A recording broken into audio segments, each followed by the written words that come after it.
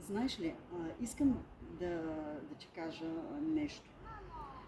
Когато ти се случи нещо много силно в живота и паднеш на колене пред Бог, ставаш много по-силна, много по-вярваща и тогава вече усещаш как Бог е с теб.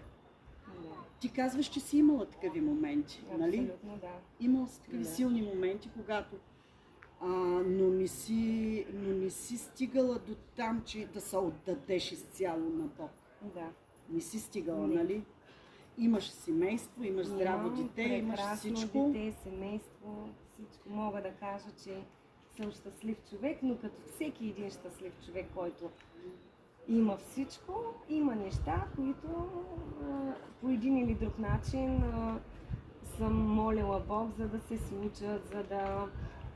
Всеки е преживял нещо, да кажем. Да. Точно така. Нали, неприятно, което пък, Нека да когато вярваш, Бог ти помага. Точно така. Нека да кажа и друго. И го запомни.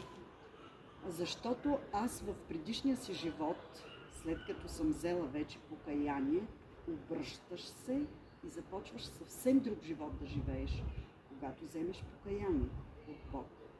Покайвам се, казваш, правиш едно завъртване и започваш живота ти по друг начин да живееш. Защо съм го направила? Защото така съм решила, че изцяло се отдавам на Бог. Там е истината и вярата, и Бог е винаги с нас. Това е просто. И аз така мисля, че Това е просто. в не много случая винаги Бог е с нас. Бог е с нас. Нека да му вярваме, Абсолютно. винаги да благодарим. Сутрин и вечер трябва да благодариш. Ставаш, благодариш, лягаш, благодариш. Защото всичкото това нещо, което имаме, Го имаме благодарение на Бог. И благодарение аз на така. Него.